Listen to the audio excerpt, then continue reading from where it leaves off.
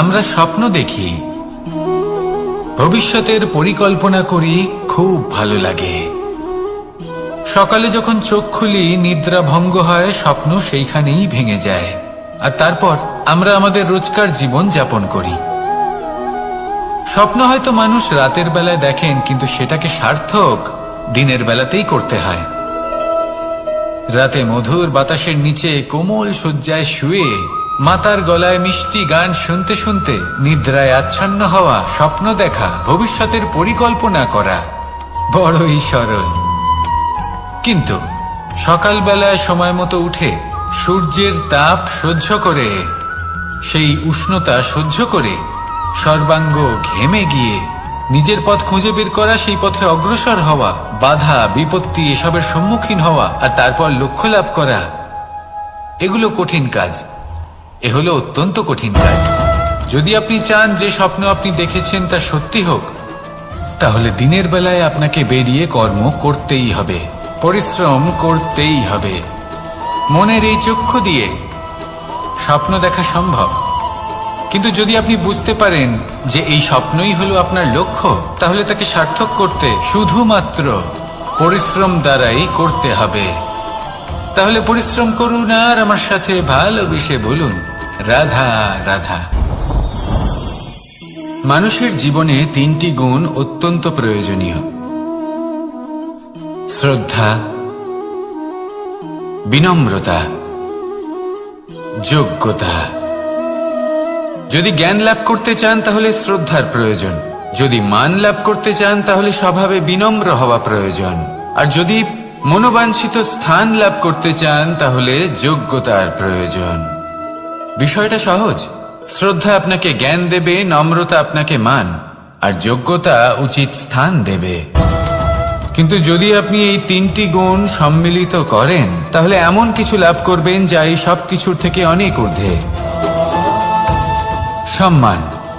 আর এ হলো সেই সম্মান যা প্রত্যেক মানুষের নিজের জীবনে লাভ করতে চেষ্টা করা উচিত, কারণ এই হলো সেই সম্মান যার কারণে আপনি চলে যাওয়ার পরেও এই সংসার আপনাকে ভালোবাসবে আর মনে রাখবে।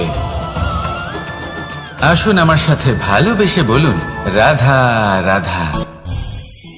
আকাঙ্ক্ষা কখন লোভে পরিণত হয়ে যায় তা কেউ বলতে পারে না।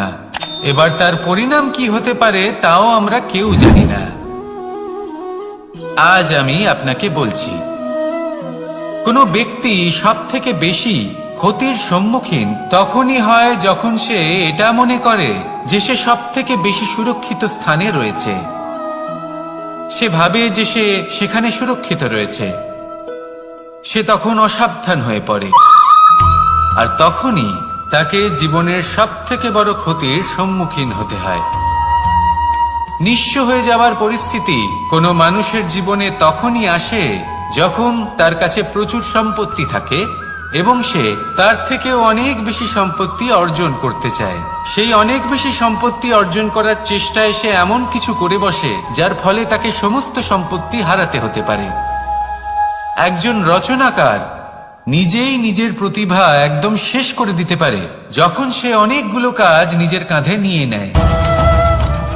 একটা গুরুত্বপূর্ণ কথা সবসময় মনে রাখবেন, আজ আপনি যেখানেই থাকুন না কেন, যেমনই যে কোনো স্থানেই থাকুন না কেন, এর পেছনে আপনার আকাঙ্ক্ষার একটা বিশাল ভূমিকা রয়েছে। কিন্তু মনে রাখবেন, আপনাকে শিখতে হবে যে কখন আর কিভাবে নিজের উচ্চাকাঙ্ক্ষাগুলিকে লাগাম পরাতে হবে, কারণ এটা অত্যন্ত আবশ্যক। তাই আসুন আর আমার সাথে ভালোবেসে বলুন, রাধা রাধা। অনেক সময় আমরা জীবনে অনেক মানুষকে এমন বলতে শুনে থাকি যে আমি অসফল হয়েছি কারণ আমার সময় ভালো যাচ্ছিল না। আমি এই জিনিসটা লাভ করতে চাইছিলাম কিন্তু করতে পারলাম না কারণ আমার সময়টা ভালো যাচ্ছিল না। আমি আমার জীবনে ওই মহান কাজটা করতে চাইছিলাম কিন্তু করতে পারলাম না। কেন? কারণ আমার সময়টা ভালো যাচ্ছিল না। কিন্তু যে মুহূর্তে ভালো সময় আমার জীবনে আসবে, আমি সব কিছু প্রাপ্ত করব। এমন প্রায় প্রত্যেকেই বলেন, আসুন একটা কথা বোঝা যাক। একজন মালিকে দেখুন, সে প্রত্যেক দিন গাছের সেবা করে, তাকে জল দেয়, তার যত্ন আত্তি করে। কেন প্রত্যেক দিন সেই গাছ ফল দেয় না? সঠিক সময় এলে তবেই সেই গাছ ফল দেয়, কিন্তু প্রত্যেক দিন মালি তার সেবা করে, তাকে যত্ন করে। শুধুমাত্র তখন করে না যখন সেই গাছ ফল দিতে সক্ষম। আর যদি মালি গাছের যত্ন প্রতিদিন না করে, তাহলে হয়তো সেই গাছ ফল দিতেই পারবে না। এটাই হলো আমাদের জন্য একটা শিক্ষা। যখন সময় আমাদের জন্য অপেক্ষা করে না, তখন আপনি সময়ের জন্য কেন অপেক্ষা করছেন? ভালো সময়ের জন্য অপেক্ষা করবেন না। ভালো এবং শুভ কর্ম দ্বারা ভালো সময়কে নিজের কাছে টেনে আনুন। নিরন্তর কর্ম করুন, পরিশ্রম করতে থাকুন। শুভ সময় আপনা থেকেই আপনার কাছে আসবে। আসুন আমার সাথে ভালোবেসে বলুন, রাধা রাধা। মানুষের এই সংসারে জীবনযাপন করার জন্য কিছু জিনিসের প্রয়োজন পড়ে। এমন কিছু আবেগ, এমন কিছু বস্তু আছে যেগুলো তার প্রয়োজন হয়। কিন্তু সব থেকে বেশি যে জিনিসটা তার প্রয়োজন হয় সেটা হলো সম্মানের। আমাদের ভালো লাগে যখন কেউ আমাদের সম্মান করে। আমরা কাউকে সম্মান করলে তারও সেটা ভালো লাগে। কিন্তু আপনি দেখবেন যে সংসারে বেশিরভাগ মানুষ দুটি মাপদণ্ডের ভিত্তিতে সম্মান করেন। হয় বয়স দেখে করেন বা উপার্জন দেখে, অর্থাৎ সেই ব্যক্তি কতটা উপার্জন করেন। এবার ভেবে দেখুন, এটা আবশ্যক নয় কারোর বয়স যদি বেশি হয় তার বুদ্ধিও ততটাই বেশি হবে। আবশ্যক এটাও নয় যে কোনো ব্যক্তি যদি অত্যন্ত ধনী হন বা তার মনও নির্মল হবে বা তিনি সৎকর্ম করবেন বা এমন কোনো কর্ম করবেন যাতে উনি সম্মান লাভ করতে পারেন। হতে পারে উনি ধনী কিন্তু দুশ্চরিত্র। সেই জন্য বয়স বা উপার্জন দেখে কোনো ব্যক্তিকে সম্মান করবেন না। কর্ম দেখুন। যদি গভীরভাবে ভেবে দেখেন তাহলে দেখবেন যদি কোনো মানুষ কোনো সৎকর্ম করেন তাহলে তার প্রতি হৃদয় থেকে সম্মান জাগ্রত হয়। এটাই হলো সেই সম্মান যা অর্জন করতে হবে। বয়স আজ আছে, কাল আরো বৃদ্ধি পাবে। উপার্জন আজ আছে, কাল সেটা কমে যেতেও পারে। কিন্তু যদি আপনি নিরন্তর শুভকর্ম করতে থাকেন তাহলে আপনি মৃত্যুর পরেও অমর হয়ে থাকবেন। আসুন আমার সাথে ভালোবেসে বলুন, রাধা রাধা। পাপ এবং পুণ্য, এই দুই হলো সংসারের এমন দুই বিন্দু যাকে কেন্দ্র করে এই সংসারের চক্র ঘুরতে থাকে। আমরা যদি কোনো কর্ম বিচার করি, হয় পুণ্য নয় পাপের দৃষ্টিভঙ্গি দিয়ে, এটা হয় পুণ্য না হলে পাপ। কিন্তু এই পাপ এবং পুণ্য এই দুই নির্ভর করে প্রত্যেক মানুষের ওপর, তার চিন্তাধারা, তার পরিস্থিতির ওপর। ধরুন এমন একজন মানুষ যিনি অনেক দিন ধরে বনে পথ হারিয়েছেন, অনেক দিন হয়তো উনি কোনো খাবার খাননি। এবার এমন পরিস্থিতি চলে এসছে যে এবার যদি উনি খাবার না খান তাহলে হয়তো জীবিতই থাকবেন না। আর এমন অবস্থায় ওনার সামনে যদি কোনো প্রাণী আসে তাহলে তাকে শিকার করা, এটা কিন্তু তার কাছে পাপ নয়। এটা তো জীবিত থাকার একমাত্র উপায়। এটা তার কাছে পুণ্য সম। আর যদি আমি এমন একজন ব্যক্তির কথা বলি যিনি সরল, যিনি একটি সুখী, শান্ত, সুরক্ষিত জীবনযাপন করছেন, তার কাছে কিন্তু এটা পাপ। এইরকমই এই সংসারে ভিন্ন ভিন্ন পরিভাষা আছে পাপ এবং পুণ্যের। তার মধ্যে যদি আমি আপনাকে একটি সরল পরিভাষা দিই, সেটা হলো জীবনে যখনই কোনো কর্ম করবেন সেটা নিয়ে একটু ভেবে দেখুন যে এই যে কাজটা আমি করছি তার ফলে এই যে অন্য মানুষেরা আছেন এই সংসারে, তারা কি দুঃখ পাবেন? যদি তারা দুঃখ পান তাহলে সেটা পাপ। যদি আপনি এমন কোনো কর্ম করেন যার ফলে অন্যরা প্রসন্নতা লাভ করেন, তাদের মুখে হাসি ফুটে ওঠে, যদি তারা প্রেরিত হন, জীবনে সামনে এগোতে পারেন, তাদের বিকাশ হয়, তাহলে এটা হলো পুণ্য। তাই জীবনে সবসময় পুণ্য করতে থাকুন আর আমার সাথে ভালোবেসে বলুন, রাধা রাধা। বনস্পতি ফলনের জন্য আমাদের কিসের প্রয়োজন পড়ে? একটু ধরিত্রীর, একটু পরিশ্রমের আর একটা বীজের।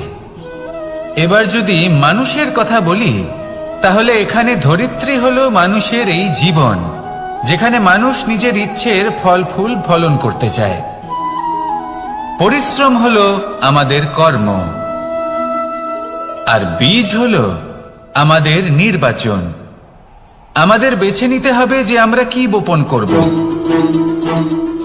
আম নাকি ফণি মনসা। এর মধ্যে আমরা কি পেতে চাই? রসালো ফলের ফলন চাই নাকি কাঁটার ফলন চাই, তা আমাদের উপর নির্ভরশীল। কিন্তু একটা কথা ঠিক, লক্ষ্য যেমনই হোক না কেন, জীবন যেমনই হোক না কেন, যদি আপনি লক্ষ্যের দিকে এগোতে থাকেন তাহলে কর্মের সাথে খামখেয়ালি আচরণ করতে পারবেন না। যদি আপনি এমন করেন তাহলে এটা আপনাকে একটা অনুচিত লক্ষ্যে পৌঁছে দেবে, সেটা কিন্তু নিশ্চিত। সবসময় এটা মনে রাখবেন, কর্মের সাথে খামখেয়ালি হবেন অর্থাৎ কর্মফলও আপনার সাথে খামখেয়ালি হবে। তাহলে নিষ্ঠার সাথে কর্ম করতে থাকুন আর নিজের লক্ষ্যকে প্রাপ্ত করুন। আর আমার সাথে ভালোবেসে বলুন, রাধা রাধা। অগ্নি চতুর্থ তত্ত্ব, সব থেকে বেশি গুরুত্বপূর্ণ কিন্তু তার থেকেও বেশি ভয়াবহ। কখনো অগ্নিকে নিয়ন্ত্রিত রূপে উনুনে জ্বলতে দেখেছেন? এই অগ্নি আমাদের খাবার বানাতে সাহায্য করে, যা আমাদের শক্তি প্রদান করে। কিন্তু এই অগ্নি যখন বিচলিত হয়ে, অনিয়ন্ত্রিত হয়ে কোনো বনের আগুন হয়ে ওঠে, তখন মহা বিনাশ ঘটে যায়।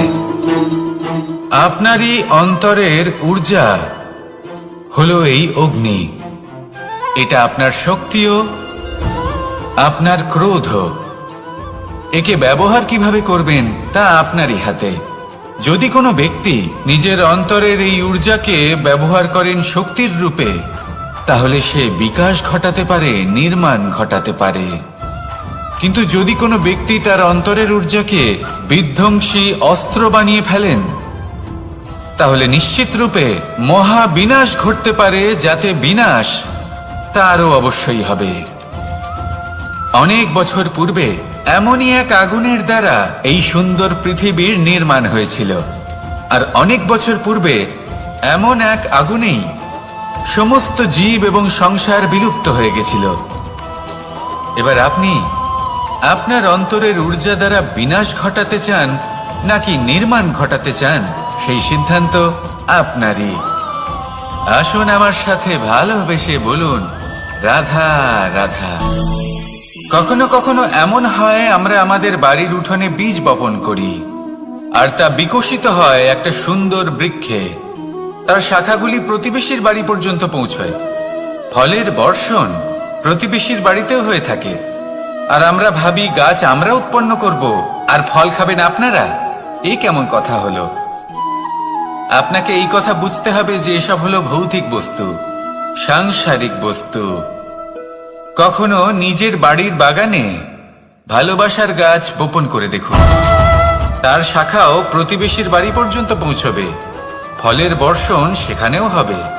কিন্তু সেই ফল চাইতে আপনাকে যেতে হবে না, সেই ফল দ্বিগুণ মাত্রায় আবার আপনার কাছেই ফিরে আসবে। তাই নিজের বাড়িতে আর নিজের মনে ভালোবাসার গাছ উৎপন্ন করুন। এই জীবন প্রসন্ন হয়ে বলবে, রাধা রাধা। অ দিয়ে অন্ত, আ দিয়ে আরম্ভ, এই দুইয়েরই রাশি সমান। যদি আপনি মন দিয়ে দেখেন তবে দেখবেন এদের সম্পর্ক খুবই নিবিড়। কিভাবে? যখন কোনো কিছু শুরু হয় এটা নিশ্চিত হয়ে যায় যে তা সমাপ্তও হবে। আরম্ভই যদি না হয় তা সমাপ্তও হবে না। যা আরম্ভ হয়েছে তার সমাপ্তি হলো অবশ্যম্ভাবী।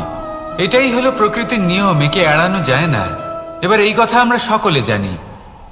এবার মানুষ কি ভাবে যে সমাপ্তির পরে কি হতে পারে, এর উত্তর তাদের কাছে নেই। তাদের উচিত অন্য কোনো বিষয় ভাবা যা বেশি গুরুত্বপূর্ণ। এবার মানুষ এটা জানে না যে মৃত্যুর পরে কি হতে পারে, কিন্তু এই কথা অবশ্যই জানে যে জন্ম থেকে মৃত্যু পর্যন্ত এই সময়, যাকে আমরা জীবন বলে থাকি, এই সময় আমরা কর্ম করতে পারি। এই কথা তো আমরা জানি। তাহলে এমন কি কর্ম করা যেতে পারে যা আমাদের সমাপ্তির পরও আমাদের প্রাসঙ্গিক করে রাখতে পারে, এই বিষয়ে ভাবা উচিত। যে জন্মগ্রহণ করেছে তার মৃত্যু হবেই, এটা সাধারণ বিষয়। কিন্তু ইতিহাস আজও সেই সকল মানুষজনকে স্মরণ করেন যাদের এই সংসার তাদের মৃত্যু নয়, বরং তাদের জীবনকালে যে কর্ম তারা করেছেন তার দ্বারা মনে রাখেন। সেই কর্মের কারণে এই সংসারে তাদের নাম, তাদের কর্ম, তাদের ব্যক্তিত্ব, তাদের কীর্তি অমর হয়ে থাকে এবং থাকবে। আপনার কাছে এতটা সময় নেই যতটা আপনার মনে হচ্ছে আপনার কাছে আছে। সেই জন্য যত শীঘ্র সম্ভব শ্রেষ্ঠ কর্ম করুন, যতটা পারবেন ততটা অধিক সুকর্ম করুন। এই সংসারে নিজেকে অমর করে তুলুন আপনার মৃত্যুর পরেও, আর আমার সাথে ভালোবেসে বলুন রাধা রাধা। ওমা, এ কি? আমি কখন থেকে এখানে অপেক্ষা করছি, হাত পেতে দাঁড়িয়ে রয়েছি যাতে একটা ফল আমার হাতে এসে পড়ে এবং সেটা আমি খেতে পারি। কখন থেকে অপেক্ষা করছি, কিন্তু সেটা হচ্ছেই না। এবার আপনি বলবেন যে এসব কি বলছি, এ কি অদ্ভুত কথা বলছি। যদি ফল খেতে হয় তাহলে আমাকে বৃক্ষে চড়তে হবে, ফলের কাছে পৌঁছতে হবে, তবেই তো ফল পাবো। এবারে এটা অত্যন্ত সহজ ব্যাপার, কিন্তু এই বিষয়টা আপনি নিজের জীবনের প্রসঙ্গে ভেবে দেখুন। লক্ষ্য কোথায় আছে আপনি জানেন, সেই লক্ষ্যে পৌঁছানোর পথ কি সেটাও আপনি জানেন, সেই পথে চলার ক্ষমতাও আপনার রয়েছে, কিন্তু তাও আপনি নিজের লক্ষ্য লাভ করতে পারছেন না। কেন? কারণ আপনি অপেক্ষা করছেন যে লক্ষ্য আপনার সামনে চলে আসবে, কিন্তু তা হয় না। লক্ষ্য সে যাই হোক না কেন, ধন হোক, প্রেম হোক, কোনো সম্মান হোক বা মোক্ষ হোক, যদি আপনি তার দিকে অগ্রসর না হন তাহলে ফল প্রাপ্তি অসম্ভব ব্যাপার, তা কোনোদিনই হবে না। সেই জন্য আপনার চোখের সামনে আপনি যদি নিজের লক্ষ্যকে দেখতে পান তাহলে উঠুন এবং সেই দিকে অগ্রসর হতে শুরু করুন। নিজের অন্তরের সকল অশুভ গুণ দূর করুন, অলসতা ত্যাগ করুন, অজ্ঞানতা ত্যাগ করে দিন এবং চলতে থাকুন। অবশ্যই মনোবাঞ্ছিত ফল লাভ করতে পারবেন। মনে রাখবেন, চলতে থাকলে তবেই লক্ষ্য প্রাপ্তি হবে। অপেক্ষার দ্বারা শুধুমাত্র মৃত্যু লাভ হবে। আসুন আমার সাথে ভালোবেসে বলুন রাধা রাধা। পাখি কখন জন্ম নেয়, কখন উড়তে শেখে, কখন বাসা বানাতে শেখে, কখন নিজের মৃত্যু লাভ করে, এসব আমাদের মধ্যে কেউ জানি না। কিন্তু পাখি একটা কথা খুব ভালো করে জানে, যে এই সংসারেও যা কিছুই করুক না কেন, এই সংসারের ওকে নিয়ে কিচ্ছু যায় আসে না। এবার আমরা কি করি? কোনো কাজ করার আগে আমরা এটা ভাবি যে এই সংসার যদি আমাকে দেখে ফেলে তাহলে কে জানে এই সংসার কি ভাববে, আমার প্রতিচ্ছবি কেমন তৈরি হবে কে জানে, কে জানে কি হবে আদি ইত্যাদি। এই সব ভাবনায় আমরা মগ্ন হয়ে যাই। কিছুটা এমন ভাবে মগ্ন হই যে বর্তমানের কর্মের এই জীবনের যাত্রাপথে সেই সময়ের আনন্দ উপভোগ করতে ভুলে যাই। এবার দেখুন একটা পাখি কি করে, ওর কর্ম হলো গান গেয়ে চলা। ওই পাখি গেয়ে চলে, কেউ ওর গান শুনুক বা না শুনুক, কেউ আদৌ শুনছে কিনা সেই বিষয়টা নিয়ে সেই পাখির কিছুই যায় আসে না। সেই পাখি নিজের কর্ম করতে থাকে।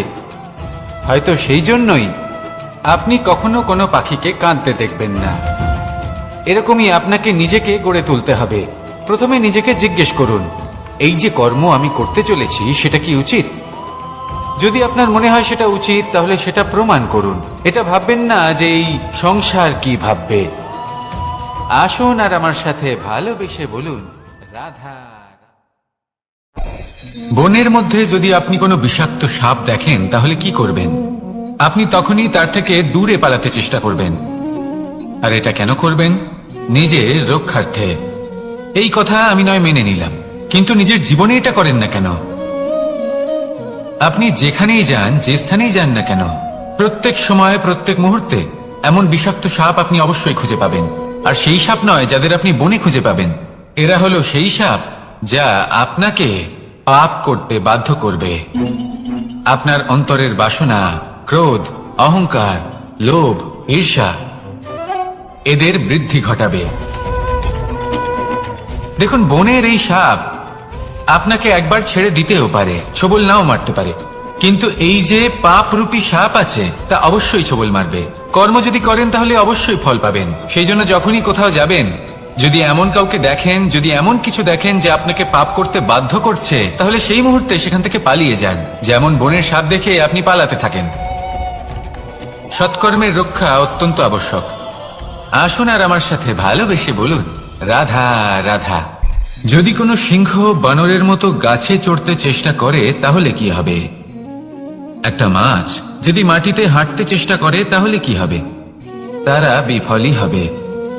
কিন্তু এরকম কেন হয়? তার কারণ হলো প্রকৃতির রচনা কিছুটা এরকম। এখানে প্রত্যেকটি ব্যক্তিকে, প্রত্যেকটি প্রাণীকে আলাদা আলাদা গুণের অধিকারী করা হয়েছে এবং সকলকে একটা সীমাও প্রদান করা হয়েছে।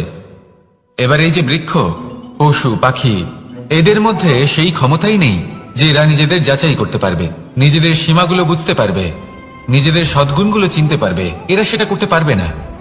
কিন্তু মানুষ তো আলাদা। মানুষের কাছে সেই বিশেষ শক্তি আছে যে তারা পূর্ণরূপে নিজেদের যাচাই করতে পারবে, নিজেকে পূর্ণরূপে বুঝতে পারবে, নিজের দোষ, নিজের অপগুণ, নিজের সদ্গুণ, নিজেদের সীমাগুলো তারা বুঝতে পারবে। আর এটা অত্যন্ত গুরুত্বপূর্ণ। কথায় আছে যে যদি সাফল্য লাভ করতে হয় তাহলে নিজেকে যাচাই করে নিতে হবে। তাই নিজেকে যাচাই করুন, নিজের সাথে পরিচিত হয়ে যান এবং জীবনে কর্ম করতে থাকুন। সাফল্যের শিখরে অবশ্যই পৌঁছে যাবেন। আর ওখানে যদি যান তাহলে এই মন প্রসন্ন হয়ে অবশ্যই বলবে, রাধা রাধা। অন্ধকারাচ্ছন্ন রাত্রি যদি এসে থাকে তাহলে আলোকিত প্রকাশ নিয়ে সূর্যও অবশ্যই আসে। রোগ যদি এসে থাকে তাহলে তার ওষুধও অবশ্যই আসে। সমস্যা যদি আসে তাহলে সেই সমস্যার সমাধানও নিজে থেকেই আমাদের কাছে চলেই আসে। এই সংসার, এই জীবনের শুধুমাত্র একটাই নিয়ম আছে, আর তা হলো এটাই, এই সংসার হলো একটা চক্রের মতো। এতে শাশ্বত বলে কিছু নেই, নিত্য বলে কিছু নেই। আর যা কিছুই রয়েছে সব বদলাতে চলেছে। যদি আপনার জীবনে দুঃখ থাকে, সমস্যা থাকে, যদি আপনি বিপদ দ্বারা আচ্ছন্ন, তাহলে মনে রাখবেন সবকিছু বদলে যেতে চলেছে। দুঃখের সময় কাঁদবেন না, মনকে আরো দুঃখী করে তুলবেন না, কারণ এখানে যা কিছুই এসেছে তা যাওয়ার জন্যই এসেছে। তাহলে এত চিন্তা কিসের? আনন্দ সহকারে জীবন যাপন করুন আর আমার সাথে ভালোবেসে বলুন, রাধা রাধা। রাত্রিবেলায় যখন আলোকিত জোনাকিদের দেখেন তখন মন প্রসন্ন হয়ে ওঠে। এদের দেখতে খুবই সুন্দর লাগে। আর এমন ঠিক কেন হয়? প্রথম হলো এটাই যে রাতের বেলায় চতুর্দিক অন্ধকারাচ্ছন্ন থাকে। এমত অবস্থায় যদি আমরা কোথাও একটু প্রকাশ দেখি তাহলে সেটাই আশার কিরণের ন্যায় মনে হয়। সেই প্রকাশই আমাদের মন প্রসন্ন করে তোলে।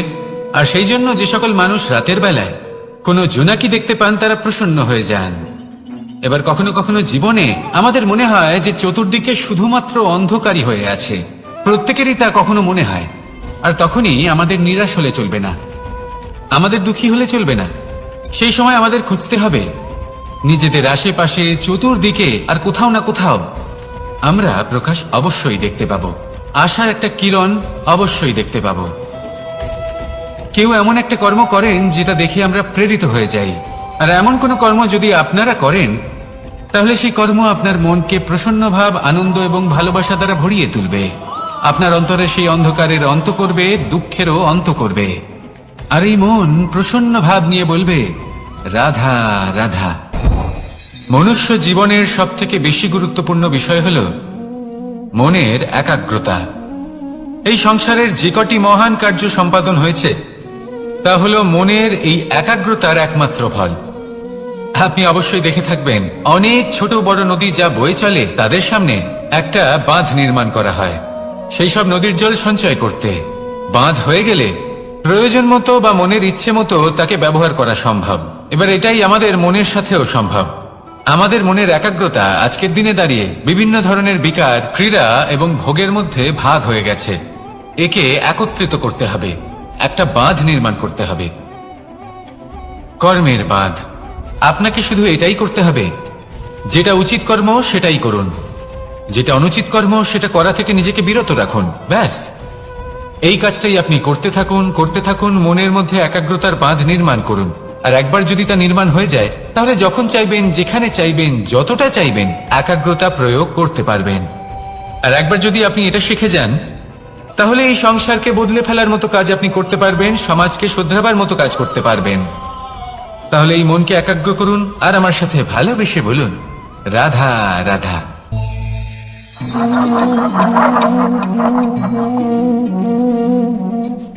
কোনো ব্যক্তিকে নিশ্চয়ই দেখেছেন যিনি নিজে কাঠ কাটার এই কাজে নিপুণ এবং অভিজ্ঞ। এবার আপনারা দেখবেন যে তার মনোযোগ সমস্ত কাঠের ওপর থাকে না, তার মনোযোগ থাকে শুধুমাত্র একটা কাঠের ছোট্ট একটি অংশের ওপর, যেখান থেকে তার টুকরো করা হচ্ছে। কিন্তু সেটা উনি কেন করেন? যদি এটা উনি না করেন তাহলে সেই কাঠ সঠিক পদ্ধতি এবং তাড়াতাড়ি কাটা যাবে না। জীবনেও তাই হয়ে থাকে। আপনি হয়তো কোনো লক্ষ্য স্থির করেছেন বা পথ নির্বাচন করেছেন বা কাজ স্থির করেছেন যেটা আপনি করেই ছাড়বেন। তাহলে নিজের সম্পূর্ণ মনোযোগ শুধুমাত্র তার উপর কেন্দ্রীভূত করুন। যদি আপনার মন এদিক ওদিক তাকাতে থাকে, অস্থির হয়ে পড়ে, বিচলিত হয়ে পড়ে, যদি তা হয়ে থাকে তাহলে আপনি অবশ্যই অসফল হবেন। তাই কর্মঠ থাকুন, নিরন্তর কর্ম করতে থাকুন এবং পূর্ণ মনোযোগ দিয়ে নিজের কাজ করুন। নিজের পথে অগ্রসর হন বা নিজের লক্ষ্য প্রাপ্ত করতে চেষ্টা করুন। তারপর দেখুন কি হয়, কিভাবে উচিত পথে এবং তীব্র গতিতে আপনার লক্ষ্য আপনার কাছেই পৌঁছে যায়। আর আপনার এই মন প্রসন্ন হয়ে বলে, রাধা রাধা। কখনো কোনো নদীকে দেখেছেন? একই আকার, একই স্থান, শুধু প্রবাহিত হতে থাকে। এর মধ্যে কখনো কোনো অপদ্রব্য ফেলে দেখুন, দেখবেন সেটা বেশিক্ষণ সেখানে থাকে না। সেটা নদীর সাথে বইতে থাকে আর বয়ে যেতে যেতে সাগরে সমাহিত হয়ে যায়, আর শেষ পর্যন্ত সাগর সেটাকে তটে ফেলে দেয়। কিছুটা এমন হওয়া উচিত আমাদের বিচারধারাও। এক স্থানে তা স্থগিত হওয়া উচিত নয়, এটা সবসময় প্রবাহমান হওয়া উচিত। তবেই আমাদের চেতনা, আমাদের মূল্যবোধ এবং আমাদের স্মৃতি, এই তিনটি শ্রেষ্ঠ থাকবে। আর এটাই হলো পুকুর এবং নদীর মধ্যে পার্থক্য। নদীতে জল সবসময় বয়ে চলে, সেই জন্য পবিত্র থাকে, শুদ্ধ থাকে এবং পরিষ্কার থাকে। আর সেখানে এই পুকুরের তলদেশে সব জমা হতে থাকে, আর সেই জন্য তা অপবিত্র হয়ে যায়। তাই সবসময় এই বিচারধারা প্রবাহমান রাখুন। যদি মনে কোনো ভাবনা চলে আসে, সেখানেই থেকে যায় এবং বিদ্যে থাকে, তাহলে তা বের করে দিন, তাকেও বয়ে যেতে দিন, এবং তার যা উত্তর হবে তা সময়ের সাথে আপনার সামনেই চলে আসবে। শুধুই নদীর মতো প্রবাহমান হন আর আমার সাথে ভালোবেসে বলুন, রাধা রাধা। এই সংসারে সাফল্য লাভ করার জন্য জ্ঞানের প্রয়োজন হয়, পরিশ্রমের প্রয়োজন হয়, দৃঢ় নিষ্ঠার প্রয়োজন হয়, নিরন্তর চেষ্টা করা প্রয়োজনীয়। কিন্তু আরো কিছু আছে যা অত্যন্ত প্রয়োজনীয় এবং গুরুত্বপূর্ণ। তা হলো ভালো বন্ধু। তাদের থাকা অত্যন্ত প্রয়োজনীয়। যদি ভালো বন্ধু থাকে তাহলে সময় এলে তারা ঢাল হয়ে আপনাকে সুরক্ষা করবেন। সময় এলে অস্ত্রের মতো শত্রুকে সংহারও করবেন। যদি তিনি জ্ঞানী হন, তাদের মধ্যে সদ্গুণ থাকে, তাহলে এই সব গুণ আপনার মধ্যেও প্রবেশ করবে। তাহলে সাফল্যের জন্য ভালো বন্ধু পাওয়া অত্যন্ত প্রয়োজনীয়। কিন্তু শুধু বন্ধু কেন, ভালো শত্রুও থাকা প্রয়োজনীয়। এবার আপনি ভাববেন, আমি কি বললাম? যদি আপনার জীবনেও ভালো অর্থাৎ শক্তিশালী শত্রু থাকে, তাহলে আপনিও শক্তিশালী হতে থাকবেন। এই শত্রু আপনাকে প্রেরিত করবে আরো বেশি শক্তিশালী হয়ে ওঠার। কখনো কোনো হরিণকে দেখুন, তীব্র গতিতে দৌড়তে থাকে।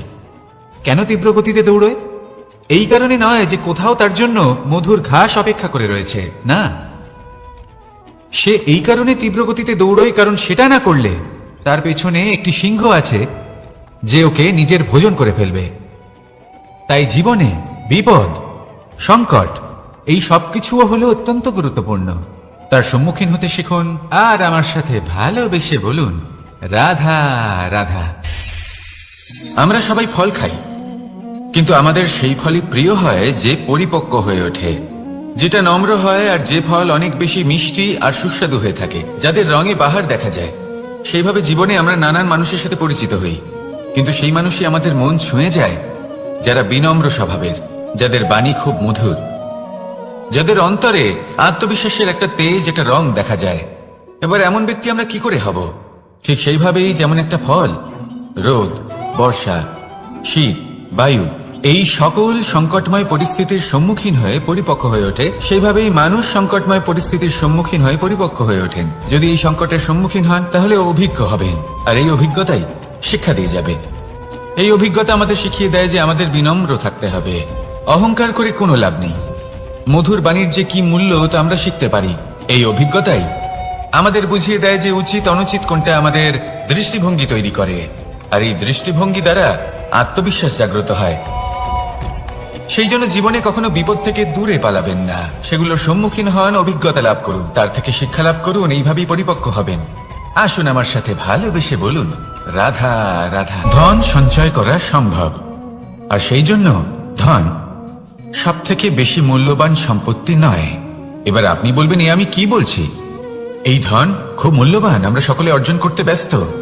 সেটা এই কারণে, কারণ আপনারা জানেন না এই সংসারের সব থেকে বেশি মূল্যবান সম্পত্তি কি। এ হলো সেই সম্পত্তি যা কখনো সঞ্চয় করা সম্ভব নয়। আপনার কাছে যতই ধন থাকুক তা দিয়ে আপনি স্বাস্থ্য লাভ করতে পারেন, বাড়ি কিনতে পারেন, আদি ইত্যাদি, কিন্তু আপনি যতই ধনী হন না কেন ফেলে আসা দিনের একটা মুহূর্ত আপনি লাভ করতে পারবেন না। এই একটা মুহূর্ত, এই সময়, এটাই হলো সংসারের সব থেকে মূল্যবান সম্পত্তি। একবার চলে গেলে তা কখনোই ফিরে আসে না। আর এই মুহূর্ত যতই চলে যাক না কেন, আমরা স্মৃতির মাধ্যমে সেগুলি যাপন করতে পারি, তার আনন্দ উপভোগ করতে পারি। আর যার সাথে আমরা সময় অতিবাহিত করেছি তার স্মৃতিতে আমরা চিরকাল জীবিত থাকতে পারি। সেই জন্য সময় সব থেকে মূল্যবান সম্পত্তি, তাকে এইভাবে নষ্ট করবেন না। প্রত্যেকটা মুহূর্ত উপভোগ করুন, আনন্দ করুন, আর ভালোবেসে বলুন রাধা রাধা। কনক, কি সুন্দর একটা শব্দ।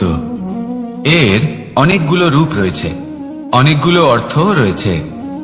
প্রথম অর্থ হলো স্বর্ণ, অর্থাৎ সম্পত্তি।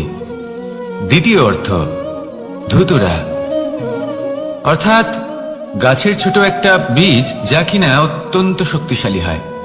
যদি বেশি মাত্রায় এর প্রয়োগ করা হয় তাহলে এটা বিষময় হয়ে উঠতে পারে। এই হলো সেই ধুতুরা যার প্রয়োগ মহাদেবের পুজোতে করা হয়। এবার প্রশ্ন হলো এটাই যে এই স্বর্ণ এবং এই ধুতুরার মধ্যে মিল কি রয়েছে। মিল হলো এটাই যে এই দুটোই মানুষকে মত্ত করে তোলে। ধুতুরা মানুষকে তখন মত্ত করে যখন তাকে সেবন করা হয়, কিন্তু স্বর্ণ, ধন, সম্পত্তি, মানুষ সেটা যতটাই অর্জন করে নেয় সেটাই যথেষ্ট। এই স্বর্ণ মানুষের ভাবনা চিন্তা করার ক্ষমতাকে বশ করে ফেলে। মানুষ সম্পত্তির লোভে মত্ত হয়ে ওঠে, কারণ যে যত চমৎকারী, যতটা অমূল্য হয় তাকে সামলানো কিন্তু ততটাই কঠিন, তাই না? তাই মনে রাখবেন, ধন, স্বর্ণ, সম্পত্তি এগুলো ধুতুরার থেকেও অনেক বেশি বিষাক্ত হতে পারে। তাই এর উপর আত্মসংযমের একটা কবচ পরিয়ে রাখবেন এবং বিবেকের শক্তির সাথে এগুলো প্রয়োগ করুন, তবেই কল্যাণ হবে। আসুন আমার সাথে ভালোবেসে বলুন রাধা রাধা। আমার কাছে যশোদা মা যেমন, আমার কাছে দেবকী মা যেমন, আমার কাছে ঠিক তেমনই হলেন গোমাতা। এবার ভেবে দেখার বিষয় হলো এটা যে এই সংসারে অসংখ্য প্রাণী আছে, একজন গাইকে একজন মায়ের মর্যাদা কেন দেওয়া হয়? তাহলে এর অনেকগুলো কারণ আছে। এই গাই অর্থাৎ গোমাতা, এনারা হলেন অত্যন্ত শান্ত, শান্তিপ্রিয়, কখনো কারোর কোনো ক্ষতি করতেই পারেন না। গোমাতা যে দুধ নিজের বাছুরকে পান করান সেই দুধই আমাদেরও দেন। সেই দুধ পান করে আমরা শক্তি লাভ করি। এই দুধ থেকে আমরা মাখন, ঘি, পায়েস এইসব সুস্বাদু খাবার লাভ করি। গোমাতার গোবর আমাদের জ্বালানি হিসেবে সাহায্য করে, যার ফলে খুব কম সংখ্যক কাঠ ব্যবহার করা যায় এবং বেশিরভাগ জঙ্গল সুরক্ষিত থাকে। গোমাতার গোমূত্র সেটাও আমাদের কাছে লাভজনক। এর দ্বারা আমরা অনেক রোগ থেকে মুক্তি লাভ করতে পারি। গোমাতা যখন একটি বাছুরকে জন্ম দেন তখন সেই বড় হয়ে আমাদের ক্ষেত কর্ষণ করে। সেই জন্য গাইকেও জীবনে মায়ের মর্যাদা দেবেন। যতটা সম্ভব তাকে সেবা করুন এবং ভালোবেসে তাকে পালন করুন। এই মন নিজে থেকেই প্রসন্ন হয়ে বলবে রাধা রাধা। মধু কারই না পছন্দ বলুন তো? অত্যন্ত সুস্বাদু হয় এই মধু, মিষ্টি খেতে হয় এবং তা শক্তিও প্রদান করে, এবং প্রত্যেকটি মিষ্টি পদার্থের মতোই এতেও খুব তাড়াতাড়ি পিঁপড়ে ধরে যায়। অন্যদিকে যদি নুনকে দেখি তাহলে বছরের পর বছর রাখলেও এতে পিঁপড়ে ধরে না। এবার যদি কথা বলি বন্ধুত্বের, তাহলে বন্ধুত্ব নুনের মতো হওয়া উচিত, মধুর মতো নয়। যারা সামনে এলে শুধুমাত্র মধুর মধুর কথা বলবে, পরে এতে পিঁপড়ে ধরে যাবে, এটা নুনের মতো হওয়া উচিত। প্রকৃত বন্ধু হলো সে যে সময় এলে পরে আপনার সামনে আপনার প্রকৃত সত্য তুলে ধরবে, তা সে যতই কঠিন হোক না কেন। আপনার দোষ, আপনার অপগুণ, আপনার খামতি আপনাকে বলতে পারবে, যাতে আপনি সেগুলো শুনে মেনে নিয়ে তারপর নিজেকে শুধরোতে পারেন। এটাই হলো প্রকৃত বন্ধুত্ব। কখনো নিজের জীবনের আশেপাশে মন দিয়ে দেখবেন, অনেক সময় এমন মানুষ থাকেন, অনেক বন্ধু থাকেন যাদের দেখে আমাদের মনে হয় যে এনারা খুব কঠোর, এনাদের কথা খুব কটু। কিন্তু বেশিরভাগ এমন মানুষের মনটা যদি বুঝতে পারেন তাহলে দেখবেন তাতে কোনো মালিন্য নেই, এনাদের মন অত্যন্ত পবিত্র হয়। যদি আপনার জীবনেও এমন কোনো ব্যক্তি থেকে থাকে, এমন বন্ধু থাকে, তাহলে তাদের আগলে রাখুন আর আমার সাথে ভালোবেসে বলুন, রাধা রাধা। যতক্ষণ আমরা এই সংসারে জীবিত ততক্ষণ আমাদের সাথে সবকিছু থাকে, আমাদের ধন, সুখ স্বাচ্ছন্দ্য, আমাদের মিত্রগণ, আমাদের পরিবার, এই সমাজ, এই সবকিছু আমাদের সাথে থাকে। যেদিন আমরা এই সংসারকে ত্যাগ করব, এদের মধ্যে কেউ আমাদের সাথে যাবে না, না ধন, না স্বাচ্ছন্দ্য, না সম্পত্তি। এই সকল মানুষ, এই সমাজ, এরা শুধুমাত্রই শ্মশান পর্যন্ত আমাদের সাথে থাকতে পারবেন। তারপরে যদি আমাদের সাথে কিছু যেতে পারে তাহলে তা শুধুই আমাদের ধর্ম। আর এই সংসারে আমরা নিজেদের যে সুনাম রেখে যাই সেটা সম্ভব শুধুমাত্র কর্মের দ্বারা। সেই জন্য সংসারে যতদিন পর্যন্ত জীবিত আছেন, যদি কিছু অর্জন করতে চান তাহলে ধর্ম অর্জন করুন, ধর্মের বিষয়ে স্পষ্টতা অর্জন করুন এবং কর্ম অর্জন করুন। এটাই হবে আপনার অতীত এবং এটাই হবে আপনার ভবিষ্যৎ, এবং এটাই সকলকে প্রেরণা প্রদান করবে। আসুন আমার সাথে ভালোবেসে বলুন, রাধা রাধা। এই পরিবার হলো আমাদের জীবনের একটা অমূল্য সম্পদ, অমূল্য এক আশ্রয়, যা এই সংসারে হয়তো কোথাও আপনি পাবেন না। তাই একে আগলে রাখুন। পরিবার সেই গাছ। আসুন আমার সাথে ভালোবেসে বলুন, তার সেই গাছ। আসুন আমার সাথে ভালোবেসে বলুন, রাধা রাধা। অনেক সময় আমরা জীবনে অনেক মানুষকে এমন বলতে শুনে থাকি যে আমি অসফল হয়েছি কারণ আমার সময় ভালো যাচ্ছিল না, আমি এই জিনিসটা লাভ করতে চাইছিলাম কিন্তু করতে পারলাম না কারণ আমার সময়টা ভালো যাচ্ছিল না, আমি আমার জীবনে ওই মহান কাজটা করতে চাইছিলাম কিন্তু করতে পারলাম না। কেন? কারণ আমার সময়টা ভালো যাচ্ছিল না। কিন্তু যে মুহূর্তে ভালো সময় আমার জীবনে আসবে, আমি সব কিছু প্রাপ্ত করব। এমন প্রায় প্রত্যেকেই বলেন। আসুন একটা কথা বোঝা যাক। একজন মালিকে দেখুন, সে প্রত্যেক দিন গাছের সেবা করে, তাকে জল দেয়, তার যত্ন আত্তি করে। কেন? প্রত্যেক দিন সেই গাছ ফল দেয় না, সঠিক সময় এলে তবেই সেই গাছ ফল দেয়, কিন্তু প্রত্যেক দিন মালি তার সেবা করে, তাকে যত্ন করে। শুধুমাত্র তখন করে না যখন সেই গাছ ফল দিতে সক্ষম। আর যদি মালি গাছের যত্ন প্রতিদিন না করে তাহলে হয়তো সেই গাছ ফল দিতেই পারবে না। এটাই হলো আমাদের জন্য একটা শিক্ষা। যখন সময় আমাদের জন্য অপেক্ষা করে না, তখন আপনি সময়ের জন্য কেন অপেক্ষা করছেন? ভালো সময়ের জন্য অপেক্ষা করবেন না। ভালো এবং শুভ কর্ম দ্বারা ভালো সময়কে নিজের কাছে টেনে আনুন। নিরন্তর কর্ম করুন, পরিশ্রম করতে থাকুন, শুভ সময় আপনা থেকেই আপনার কাছে আসবে। আসুন আমার সাথে ভালোবেসে বলুন, রাধা রাধা। একে বালি বলুন, মাটি বলুন বা ধুলো বলুন, এ দিয়ে কত কিছু করা সম্ভব। এ দিয়ে আপনি নিজের বাসস্থান নির্মাণ করতে পারেন, প্রাচীর গড়ে তুলতে পারেন, অট্টালিকা নির্মাণ করতে পারেন। কিন্তু যদি এই বালিকে আপনি মুষ্টিবদ্ধ করে রাখতে চান, তাহলে তা হাত থেকে ফসকে যাবে। আপনি কখনোই একে মুষ্টিবদ্ধ করতে পারবেন না। এরকমই হয় আমাদের জীবন, আর এরকমই হয় সময়। এই মুষ্টিবদ্ধ করা বালির মতো। সময়কে আমরা বাধা দিতে পারবো না, আটকেও রাখতে পারবো না।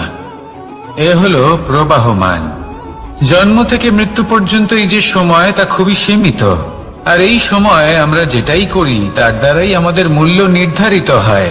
আর এই সংসার থেকে চলে যাওয়ার পরেও এই সংসার এই সব কর্মের জন্যই আমাদের মনে রাখে। তাই যদি আপনি এটা ভাবেন যে আজ যে কর্ম করার ছিল আমি না হয় কাল করে নেব, কাল আমার লক্ষ্যে পৌঁছানোর কথা ছিল আমি পরশু পৌঁছবো, না, এই সময় খুব মূল্যবান, একে নষ্ট করবেন না। এই সময়কে সদ্ব্যবহার করুন, মহান হবার পথে অগ্রসর হন। একে যদি মুষ্টিবদ্ধ করে রাখার চেষ্টা করেন, এই সময় থেমে থাকবে না। আসুন আমার সাথে ভালোবেসে বলুন, রাধা রাধা। আমাদের মনে যখন কোনো প্রশ্ন ওঠে, কোনো দ্বন্দ্ব জাগে, তখন আমরা যাই আমাদের গুরুর কাছে, আমাদের আরাধ্যের কাছে গিয়ে জিজ্ঞেস করি। এইভাবেই একদিন আমি পৌঁছলাম আমার আরাধ্যের কাছে, আমার মহাদেবের কাছে, আর ওনাকে প্রশ্ন করলাম যে মহাদেব, জীবনে আনন্দ পাওয়ার, উৎসব পালনের, প্রেম ভাগ করে নেবার, জীবনকে উপভোগ করে নেওয়ার সর্বশ্রেষ্ঠ সময় কোনটা? মহাদেব হাসলেন আর উনি বললেন, জীবনে উৎসব পালনের সব থেকে শ্রেষ্ঠ দিন হল মৃত্যুর ঠিক আগের দিনটা। প্রেম ভাগ করে নেওয়ার সব থেকে শ্রেষ্ঠ মুহূর্ত হল মৃত্যুর ঠিক আগের মুহূর্ত। জীবনকে উপভোগ করে নেওয়ার সর্বশ্রেষ্ঠ প্রহর হল মৃত্যুর এক প্রহর পূর্বে। তখন আমি চমকে গেলাম। আমি বললাম, কিন্তু মহাদেব, মৃত্যু তো অনিশ্চিত, আমরা জানিও না কবে আমাদের মৃত্যু হবে। মহাদেব আবার হাসলেন। উনি বললেন যে যদি আমরা এভাবে জীবন কাটাই যে আমরা জীবনের প্রত্যেক দিন, প্রত্যেক মুহূর্ত, প্রত্যেক প্রহর শেষ বলে মনে করি, তাহলে আমাদের সমস্ত জীবন আনন্দের সাথেই অতিবাহিত হবে। কি বলেন?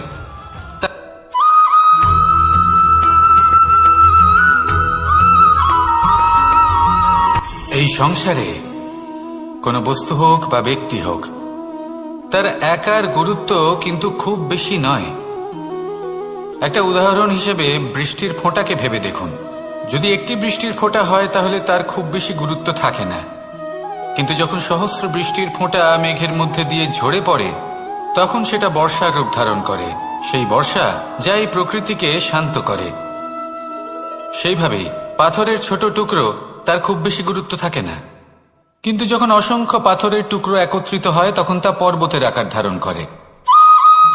সেইভাবেই কিছু মানুষ যখন একত্রিত হন তখন তৈরি হয় পরিবার, কিছু পরিবার যখন একত্রিত হয় তখন তৈরি হয় সমাজ, যখন অনেক সংখ্যক সমাজ একত্রিত হয় তখন তৈরি হয় রাজ্য।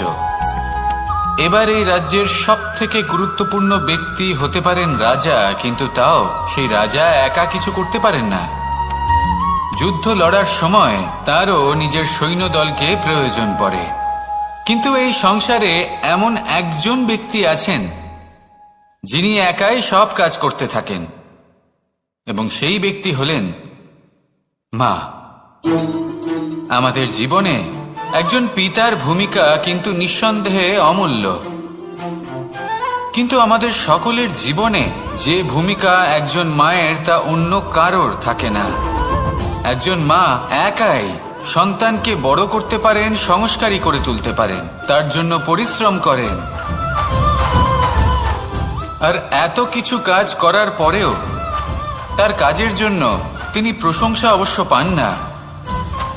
উল্টে যদি সেই সন্তান অনুচিত পথে চালিত হয়, অনুচিত কর্ম করে, তখন সেই মাকেই অপবাদের পাত্র হয়ে উঠতে হয়। আমাদের জীবনে মায়ের যোগদান কতটা সেটা বুঝুন। আপনাকে বড় করে তোলার জন্য উনি কতটা পরিশ্রম করেছেন সেটা বুঝুন। আজ থেকে, এখন থেকে, এই মুহূর্ত থেকে মাকে সম্মান করতে শিখুন। যখন সময় পাবেন, যখন সুযোগ হবে, তখন তার প্রশংসা করুন, ওনারও ভালো লাগবে। আর মায়ের এই মমতার জন্য, তার এই ভূমিকার জন্য আসুন সবাই মিলে আমরা তাকে প্রণাম করি, আর সকলে মিলে ভালোবেসে বলি, রাধা রাধা।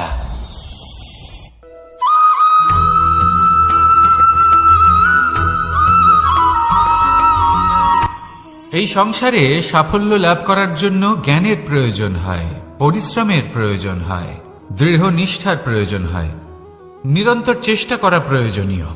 কিন্তু আরো কিছু আছে যা অত্যন্ত প্রয়োজনীয় এবং গুরুত্বপূর্ণ। তা হলো ভালো বন্ধু। তাদের থাকা অত্যন্ত প্রয়োজনীয়। যদি ভালো বন্ধু থাকে তাহলে সময় এলে তারা ঢাল হয়ে আপনাকে সুরক্ষা করবেন। সময় এলে অস্ত্রের মতো শত্রুকে সংহারও করবেন। যদি তিনি জ্ঞানী হন, তাদের মধ্যে সদ্গুণ থাকে, তাহলে এই সব গুণ আপনার মধ্যেও প্রবেশ করবে। তাহলে সাফল্যের জন্য ভালো বন্ধু পাওয়া অত্যন্ত প্রয়োজনীয়। কিন্তু শুধু বন্ধু কেন, ভালো শত্রুও থাকা প্রয়োজনীয়। এবার আপনি ভাববেন, আমি কি বললাম? যদি আপনার জীবনেও ভালো অর্থাৎ শক্তিশালী শত্রু থাকে, তাহলে আপনিও শক্তিশালী হতে থাকবেন। এই শত্রু আপনাকে প্রেরিত করবে আরো বেশি শক্তিশালী হয়ে ওঠার। কখনো কোনো হরিণকে দেখুন, তীব্র গতিতে দৌড়তে থাকে। কেন তীব্র গতিতে দৌড়য়? এই কারণে নয় যে কোথাও তার জন্য মধুর ঘাস অপেক্ষা করে রয়েছে, না। সে এই কারণে তীব্র গতিতে দৌড়য় কারণ সেটা না করলে তার পেছনে একটি সিংহ আছে যে ওকে নিজের ভোজন করে ফেলবে। তাই জীবনে বিপদ, সংকট, এই সবকিছুও হলো অত্যন্ত গুরুত্বপূর্ণ। তার সম্মুখীন হতে শিখুন আর আমার সাথে ভালোবেসে বলুন, রাধা রাধা।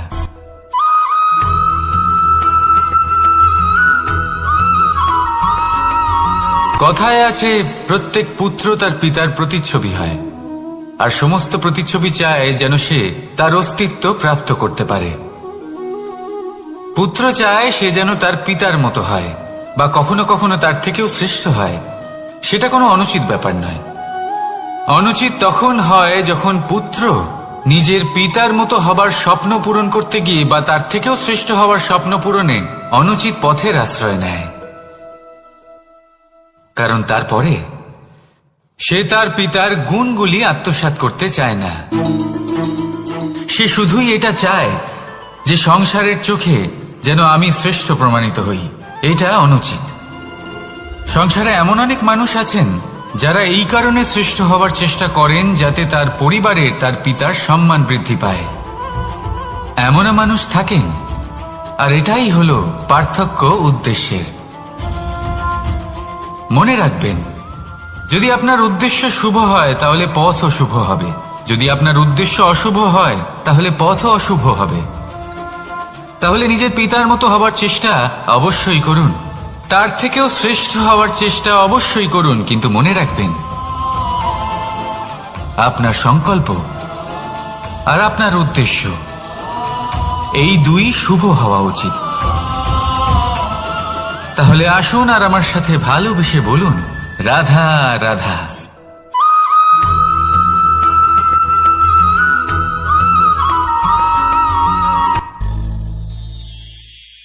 শিশিরের বিন্দু পাতার ওপর পড়ে আর তার গায়ে লেগে থাকে। পাতা তাকে শুষে নিতে পারে না, আর শেষ পর্যন্ত সে ঝরে পড়ে যায়। অন্যদিকে রয়েছে মেঘ এবং চাতক। এদের মধ্যে অনেক দূরত্ব থাকে। মেঘ থাকে আকাশে আর চাতক থাকে ধরিত্রীতে। কিন্তু যখন এই মেঘ থেকে বৃষ্টি ঝরে পড়ে, এই চাতক কিন্তু সেই জলই পান করে, নয়তো সে তৃষ্ণার্ত থেকে যায়। এবার অন্যদিকে দেখলাম শিশির বিন্দু আর পাতার এই সম্পর্ক। এরা খুব কাছাকাছি থাকে, ঘনিষ্ঠও থাকে। অন্যদিকে রয়েছে মেঘ এবং চাতকের সম্পর্ক, যাদের মধ্যে অনেক দূরত্ব থাকা সত্ত্বেও তারা খুব ঘনিষ্ঠ, তাই না?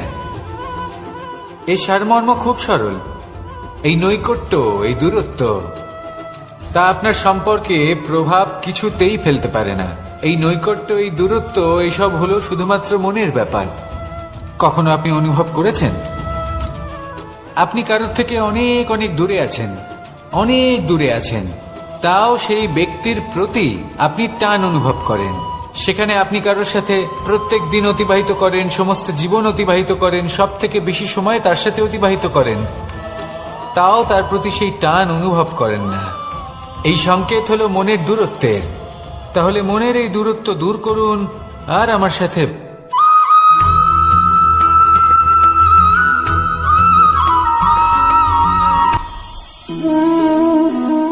শক্তি এক অত্যন্ত বিচিত্র বস্তু, বা বলতে পারেন অনুভূতি।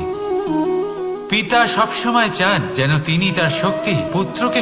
আসুন আপনাকে সহজে বোঝাই। যদি আপনি সুপাত্র হন আর আপনাকে শক্তি দেওয়া হয়, তাহলে আপনি সেই শক্তির গুরুত্ব বুঝবেন, কোথায় সেই শক্তি প্রয়োগ করা উচিত সেটা বুঝবেন। আর এটা যেহেতু অর্জন করা শক্তি হবে, সেই শক্তির অপব্যবহার হবে না। কিন্তু যদি এই আপনি কুপাত্র হন আর যদি আপনাকে এই শক্তি দেওয়া হয়, তাহলে কি হবে? দেখতে গেলে এই শক্তি আপনি দান হিসেবে পেয়েছেন, তাই না আপনি এই শক্তির গুরুত্ব বুঝবেন আর না এর প্রয়োগ আপনি জানবেন। তার অপব্যবহার হওয়া সুনিশ্চিত। তাই যদি আপনি কোনো শক্তি অর্জন করতে চান, তাহলে আগে তার যোগ্য হয়ে উঠুন। পুত্র নয়, পাত্র হয়ে উঠুন। আর আমার সাথে ভালোবেসে বলুন, রাধা রাধা।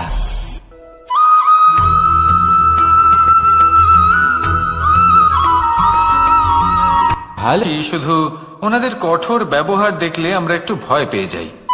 এবার ওনাদের এই কঠোর ব্যবহার আমাদের ভালো না লাগলেও অত্যন্ত আবশ্যক, কারণ মাতার থেকে আমরা যে শক্তি লাভ করি তা যেন নিয়ন্ত্রণ হারিয়ে বিধ্বংসী না হয়ে ওঠে। আমরা যেন কোনো কুপথে না চলে যাই, আমরা কখনো যেন দোষ না করে ফেলি।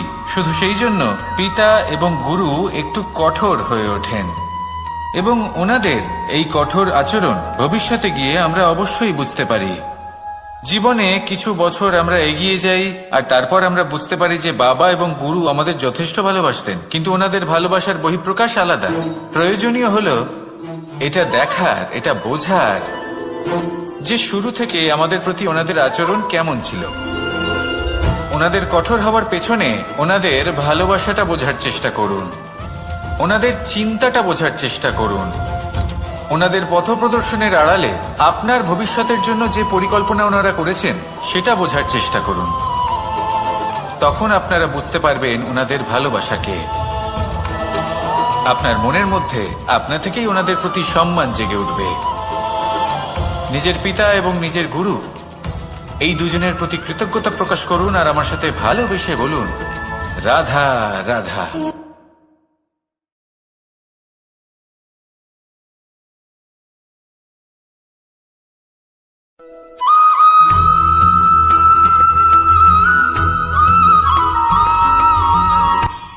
কখনো কোনো বাগানের কোনো বৃক্ষকে দেখেছেন যেখানে সুগন্ধি ফুল থাকে, রসালো ফল থাকে?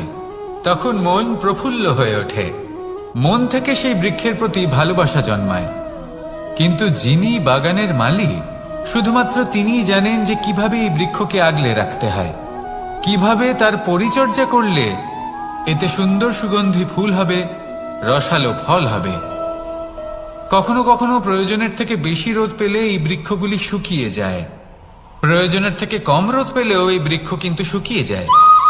প্রয়োজনের থেকে কম জল যদি পায়, এই বৃক্ষ শুকিয়ে যেতে পারে। প্রয়োজনের থেকে অতিরিক্ত জল যদি পায়, তখনও এই বৃক্ষের শিকড়গুলি নষ্ট হয়ে যেতে পারে। এবার এটাই কিন্তু আমাদের সংসারের সাথেও হয়। আমাদের সংসারের সকল প্রতিভাশালী ব্যক্তি, যেমন লেখক, বিচারক, প্রবক্তা, যোদ্ধা, এদের সবার ক্ষেত্রে এই কথাটাই প্রযোজ্য। যদি বেশি প্রশংসা করা হয়, তাহলেও এরা হারিয়ে যাবেন।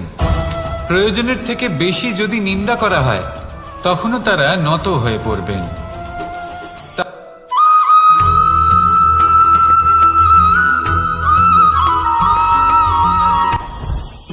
জীবনে কিছু শেখা অত্যন্ত গুরুত্বপূর্ণ। এবার কি কি শিখতে হবে, সেই সব শেখানোর জন্য অনেক শিক্ষক রয়েছেন, কিন্তু কি শিখবেন না আর কি করবেন না, এটা আমাদের নিজের অভিজ্ঞতা দিয়ে শিখতে হয়। কিন্তু তার মানে এটা নয় যে যদি আপনাকে শিখতে হয় যে আগুনের তাপ কতটা, আপনাকে আগুনের মধ্যে হাত দিতে হবে। না, অন্য কারোর অভিজ্ঞতা দ্বারাও শিখতে পারেন। প্রশ্ন শুধুমাত্র একটাই যে আপনি কি শিখতে চান নাকি চান না। যদি আপনি এটাই ভাবেন যে আমি শুধুই নিজের অভিজ্ঞতা দ্বারাই শিখতে চাই, তাহলে জীবনকাল ছোট মনে হবে, অনেক কিছুই শিখতে পারবেন না।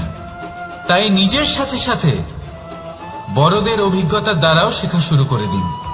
এই সংসারের অভিজ্ঞতা দ্বারা শিখতে শুরু করে দিন। আর এটা নিশ্চিত রূপে শেখা আবশ্যক যে কখন কি করবেন না, কোথায় থামতে হবে আর কোথায় থামবেন না। তাহলে আসুন আর আমার সাথে ভালোবেসে বলুন, রাধা রাধা।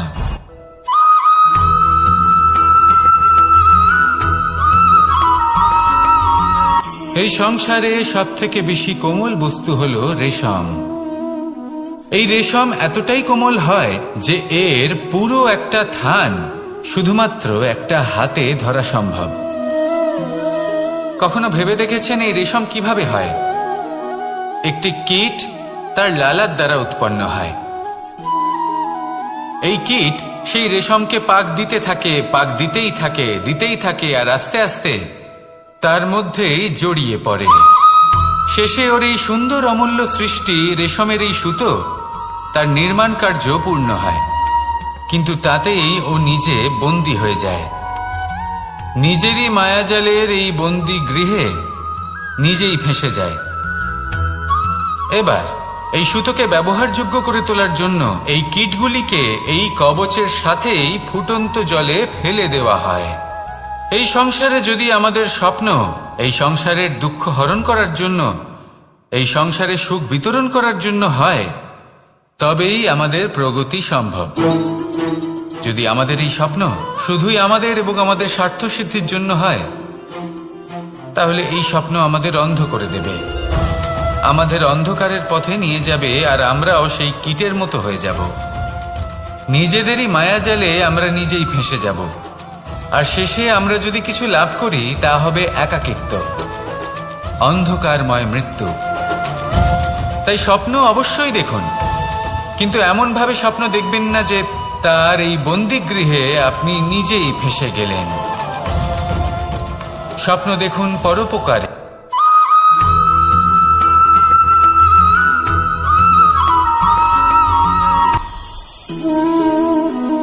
শক্তি এক অত্যন্ত বিচিত্র বস্তু, বা বলতে পারেন অনুভূতি। পিতা সবসময় চান যেন তিনি তার শক্তি পুত্রকে। আসুন আপনাকে সহজে বোঝাই। যদি আপনি সুপাত্র হন আর আপনাকে শক্তি দেওয়া হয়, তাহলে আপনি সেই শক্তির গুরুত্ব বুঝবেন, কোথায় সেই শক্তি প্রয়োগ করা উচিত সেটা বুঝবেন। আর এটা যেহেতু অর্জন করা শক্তি হবে, সেই শক্তির অপব্যবহার হবে না। কিন্তু যদি এই আপনি কুপাত্র হন আর যদি আপনাকে এই শক্তি দেওয়া হয়, তাহলে কি হবে? দেখতে গেলে এই শক্তি আপনি দান হিসেবে পেয়েছেন, তাই না আপনি এই শক্তির গুরুত্ব বুঝবেন আর না এর প্রয়োগ আপনি জানবেন। তার অপব্যবহার হওয়া সুনিশ্চিত। তাই যদি আপনি কোনো শক্তি অর্জন করতে চান, তাহলে আগে তার যোগ্য হয়ে উঠুন, পুত্র নয় পাত্র হয়ে উঠুন। আর আমার সাথে ভালোবেসে বলুন, রাধা রাধা।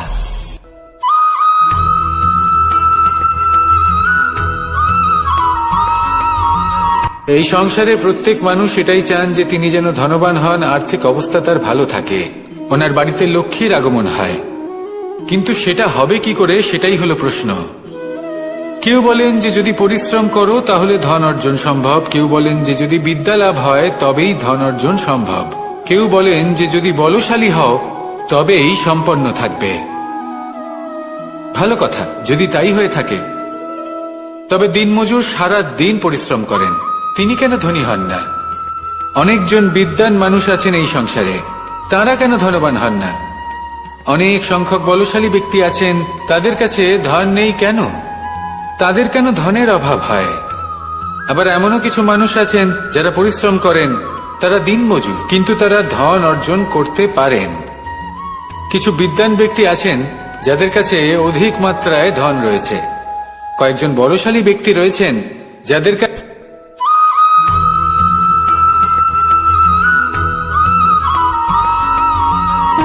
সুখ, দুঃখ এবং শক্তি, এই তিন হলো এই সংসারের ত্রিদেবের মতো। আমাদের জীবনে যা কিছু ঘটছে এই তিনটির ভিত্তির উপরেই হচ্ছে। আসলে এই সংসারের একটা নিয়ম আছে, যখনই আপনি কিছু লাভ করেন এই সংসার আপনার পরীক্ষা নেয়। এটা জানার জন্য আপনার পরীক্ষা নেয় যে আপনি যা কিছুই লাভ করেছেন আপনি কি আদৌ সেটার যোগ্য কিনা। ঠিক সেইভাবেই এই সুখ, দুঃখ এবং শক্তি আপনার পরীক্ষা নিয়ে থাকে।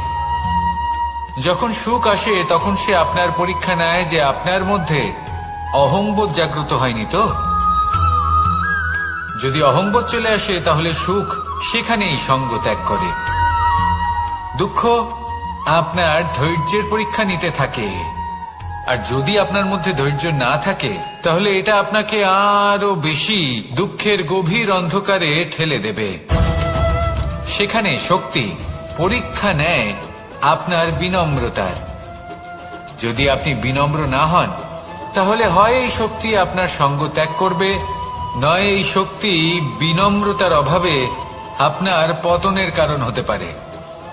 এই সংসারে যে কোনো ব্যক্তি যিনি এই পরীক্ষায় উত্তীর্ণ হয়ে থাকেন এই জীবনে তিনি সাফল্য লাভ করেন। আসুন আমার সাথে ভালোবেসে বলুন, রাধা রাধা।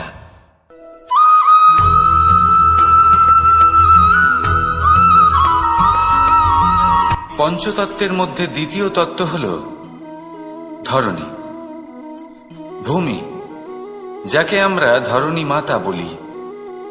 এই ধরণী ধৈর্য ধারণ করে, আর এর উপরেই আমাদের সমগ্র সংসার নির্ভরশীল। কারণ এই ভূমি সহ্য ক্ষমতা রাখে, এর সহ্য ক্ষমতা হল অপরিসীম। সন্তান যতই আঘাত প্রদান করুক না কেন প্রেম পূর্বক সহ্য করে, আর তার বদলে অমূল্য রত্ন প্রদান করে। সন্তান যদি হাল চালায় তাহলে তার বদলে তাকে অন্ন প্রদান করে। এটাই হলো ধরণী। এবার এর থেকে আমরা কি শিক্ষা পেতে পারি? এটাই যে কারোর জন্য কিছু করা বা কাউকে কিছু দেওয়া মনে কোনো কামনা ছাড়াই। আর এই কথাটা বুঝে যান, যদি কারোর জন্য কামনা না রেখে বা কোনো পাওয়ার আশা না রেখে কারোর জন্য কিছু করেন বা কারোকে কিছু দেন, যদি এটা আপনি শিখতে পারেন তবে আপনি ভালোবাসতে শিখে গেছেন। আর সেই জন্যই এই ধরিত্রীকে মাতা বলা হয়। কারণ মাতা শুধু উনি নন যিনি গর্ভে সন্তানকে ধারণ করেন, মাতা তো উনিও যিনি জীবন বাঁচতে শেখান, যিনি জীবন বাঁচার উদাহরণ প্রদান করেন। তাহলে ধরণীর থেকে এই নিঃস্বার্থ ভাব শিখুন, নিঃস্বার্থ ভালোবাসা শিখুন, আর এই ভালোবাসার সাথেই বলুন, রাধা রাধা।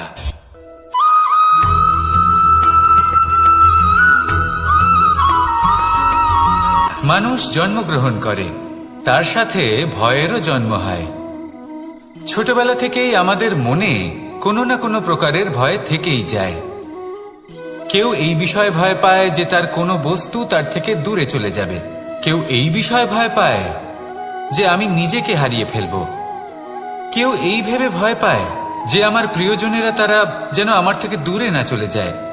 কেউ এই ভেবে ভয় পায় যে আমরা যেন পথ না হারিয়ে ফেলি, আদি ইত্যাদি। কিন্তু সত্যি কথা বলতে ভেবে দেখুন, এই ভয় বাস্তবে কি? শুধুই একটা মনস্থিতি, আর কিছুই নয়। যা কিছু আপনি জীবনে পেয়েছেন তা একদিন আপনাকে হারাতে হবে। এই জীবন হলো আপনারই, কিন্তু তাও একদিন সমাপ্ত হবে। তাই ভয় পেয়ে কি লাভ? এই ভয় শুধু আপনাকে জীবন যাপন করা থেকে বাধা দিচ্ছে, আর কিচ্ছু নয়। পথ হারিয়ে ফেললেই বুঝতে পারবেন যে নতুন পথ কিভাবে বানাতে হয়। কিছু মানুষকে জীবন থেকে হারালে তবেই আপনি বুঝবেন যে আপনার আপনজনকে। এই ভয়ের কারণে ভীত হয়ে থাকবেন না। এই তারা নক্ষত্র অন্ধকারের অভাবে গুরুত্ব হারায়। শিবকেও মহাদেব হওয়ার জন্য বিষপান করতে হয়েছিল। প্রত্যেক পরিস্থিতি, প্রত্যেক সাফল্য আপনার পরীক্ষা নেবে, তাতে উত্তীর্ণ হওয়া হলো আপনার কর্ম। যখনই আপনি ভয় পাবেন বা সংকটের সম্মুখীন হবেন তখন সাহসের সাথে তার সম্মুখীন হন। মনে রাখবেন, যে সম্মুখীন হতে জানে সাফল্য তার সাথে সবসময় থাকে। আসুন আর আমার সাথে ভালোবেসে বলুন, রাধা রাধা।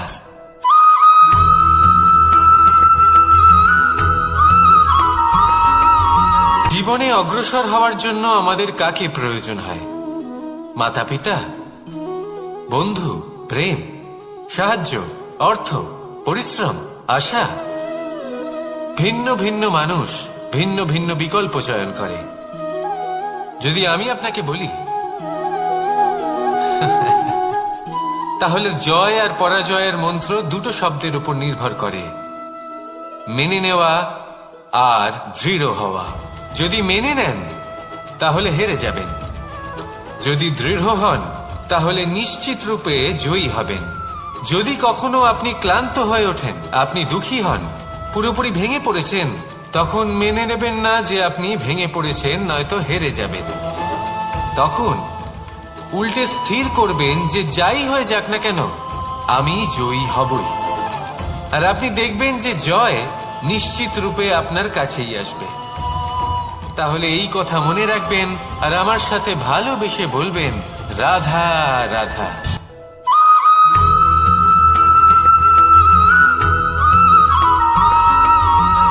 এই সংসারে কোনো বস্তু হোক বা ব্যক্তি হোক, তার একার গুরুত্ব কিন্তু খুব বেশি নয়। একটা উদাহরণ হিসেবে বৃষ্টির ফোঁটাকে ভেবে দেখুন।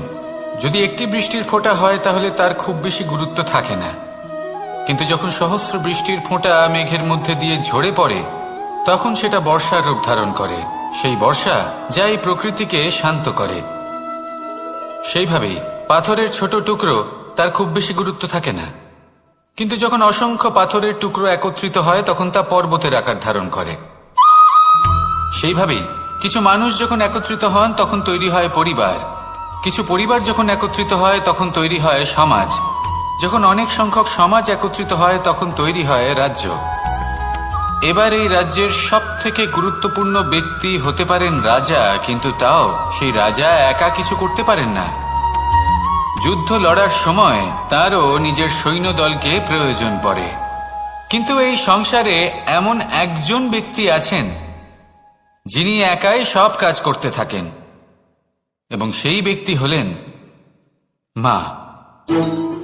আমাদের জীবনে একজন পিতার ভূমিকা কিন্তু নিঃসন্দেহে অমূল্য, কিন্তু আমাদের সকলের জীবনে যে ভূমিকা একজন মায়ের তা অন্য কারোর থাকে না। একজন মা একাই সন্তানকে বড় করতে পারেন, সংস্কারী করে তুলতে পারেন, তার জন্য পরিশ্রম করেন। আর এত কিছু কাজ করার পরেও তার কাজের জন্য তিনি প্রশংসা অবশ্য পান না। উল্টে যদি সেই সন্তান অনুচিত পথে চালিত হয়, অনুচিত কর্ম করে, তখন সেই মাকেই অপবাদের পাত্র হয়ে উঠতে হয়। আমাদের জীবনে মায়ের যোগদান কতটা সেটা বুঝুন। আপনাকে বড় করে তোলার জন্য উনি কতটা পরিশ্রম করেছেন সেটা বুঝুন। আজ থেকে, এখন থেকে, এই মুহূর্ত থেকে মাকে সম্মান করতে শিখুন। যখন সময় পাবেন, যখন সুযোগ হবে, তখন তার প্রশংসা করুন, ওনারও ভালো লাগবে। আর মায়ের এই মমতার জন্য, তার এই ভূমিকার জন্য আসুন সবাই মিলে আমরা তাকে প্রণাম করি, আর সকলে মিলে ভালোবেসে বলি, রাধা রাধা।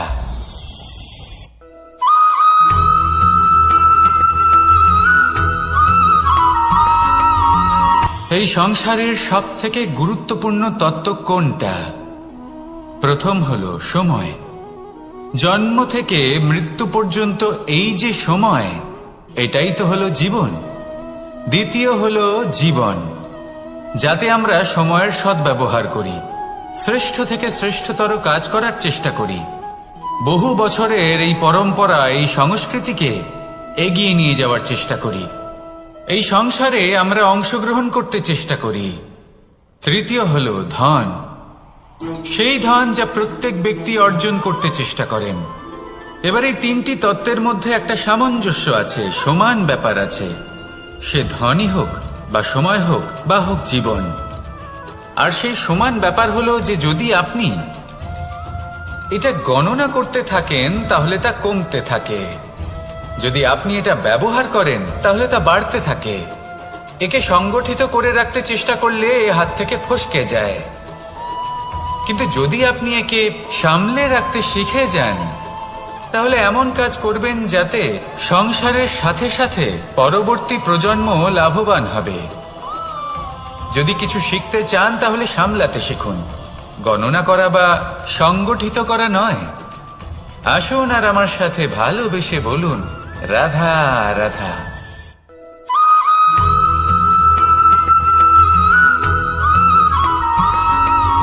কথায় আছে, প্রত্যেক পুত্র তার পিতার প্রতিচ্ছবি হয়, আর সমস্ত প্রতিচ্ছবি চায় যেন সে তার অস্তিত্ব প্রাপ্ত করতে পারে। পুত্র চায় সে যেন তার পিতার মতো হয়, বা কখনো কখনো তার থেকেও শ্রেষ্ঠ হয়। সেটা কোনো অনুচিত ব্যাপার নয়। অনুচিত তখন হয় যখন পুত্র নিজের পিতার মতো হবার স্বপ্ন পূরণ করতে গিয়ে বা তার থেকেও শ্রেষ্ঠ হওয়ার স্বপ্ন পূরণে অনুচিত পথের আশ্রয় নেয়। কারণ তারপরে সে তার পিতার গুণগুলি আত্মসাৎ করতে চায় না। সে শুধুই এটা চায় যে সংসারের চোখে যেন আমি শ্রেষ্ঠ প্রমাণিত হই। এটা অনুচিত। সংসারে এমন অনেক মানুষ আছেন যারা এই কারণে শ্রেষ্ঠ হবার চেষ্টা করেন যাতে তার পরিবারের তার পিতার সম্মান বৃদ্ধি পায়। এমনও মানুষ থাকেন, আর এটাই হলো পার্থক্য উদ্দেশ্যের। মনে রাখবেন, যদি আপনার উদ্দেশ্য শুভ হয় তাহলে পথও শুভ হবে, যদি আপনার উদ্দেশ্য অশুভ হয় তাহলে পথও অশুভ হবে। তাহলে নিজের পিতার মতো হবার চেষ্টা অবশ্যই করুন, তার থেকেও শ্রেষ্ঠ হওয়ার চেষ্টা অবশ্যই করুন, কিন্তু মনে রাখবেন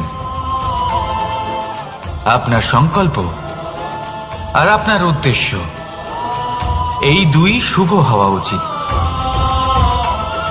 তাহলে আসুন আর আমার সাথে ভালোবেসে বলুন, রাধা রাধা।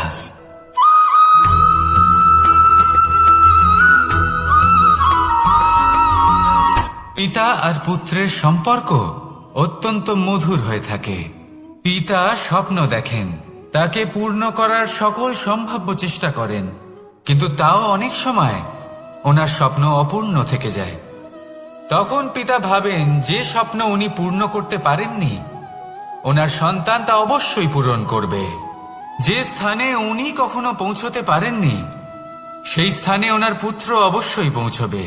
পিতা নিজের সন্তানের ভবিষ্যৎ নিয়ে সেই স্বপ্ন দেখেন, আর যখন সেই সন্তান সামনে এগোতে থাকে তখন তার দুঃখ হয় না, বরং গর্ব হয়। ওনার ভালো লাগে এটা দেখে যে ওনার সন্তান অনেক উন্নতি করছে। কিন্তু যখন সন্তান নিজের অভিভাবকের শক্তি দেখে, তার যশ দেখে হিংসা করতে থাকে, সমস্যা সেইখানেই শুরু হয়।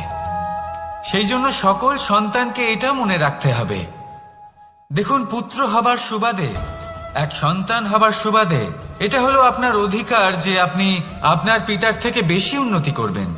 আপনার পিতাও এটাই চান, কিন্তু সুস্থভাবে এটা করুন।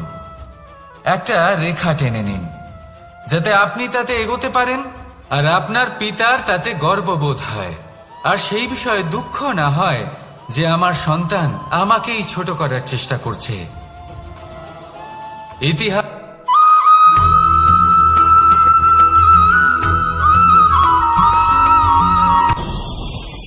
ভয়ের সাথে আমরা সবাই পরিচিত, কষ্টও আমরা সবাই পেয়েছি। কখনো কখনো আমরা অসুস্থ হয়ে পড়ি, আর এমন সময় হলে মাতার মমতা, কখনো বাবার স্নেহ, কখনো বন্ধুদের পাশে থাকার অনুভূতি আমাদের রোগ নিরাময়ে সাহায্য করে। কখনো যদি আমরা নিরাশ হয়ে পড়ি, তখন যদি আমাদের কোনো আপনজন আমাদের দুটো ভালো কথা বলে, তখন আমাদের মনোবল বেড়ে যায়। ঠিক তেমন সংসারের এই রঙ্গমঞ্চে যদি আপনি পীড়িত অনুভব করেন,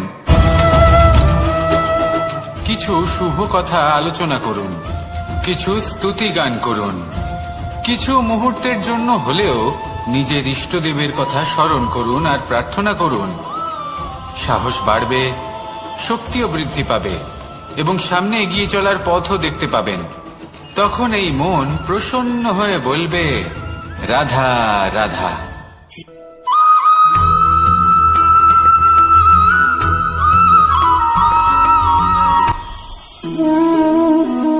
শক্তি এক অত্যন্ত বিচিত্র বস্তু, বা বলতে পারেন অনুভূতি।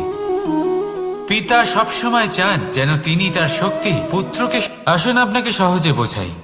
যদি আপনি সুপাত্র হন আর আপনাকে শক্তি দেওয়া হয়, তাহলে আপনি সেই শক্তির গুরুত্ব বুঝবেন, কোথায় সেই শক্তি প্রয়োগ করা উচিত সেটা বুঝবেন। আর এটা যেহেতু অর্জন করা শক্তি হবে, সেই শক্তির অপব্যবহার হবে না। কিন্তু যদি এই আপনি কুপাত্র হন আর যদি আপনাকে এই শক্তি দেওয়া হয়, তাহলে কি হবে? দেখতে গেলে এই শক্তি আপনি দান হিসেবে পেয়েছেন, তাই না আপনি এই শক্তির গুরুত্ব বুঝবেন আর না এর প্রয়োগ আপনি জানবেন। তার অপব্যবহার হওয়া সুনিশ্চিত। তাই যদি আপনি কোনো শক্তি অর্জন করতে চান, তাহলে আগে তার যোগ্য হয়ে উঠুন। পুত্র নয়, পাত্র হয়ে উঠুন। আর আমার সাথে ভালোবেসে বলুন, রাধা রাধা।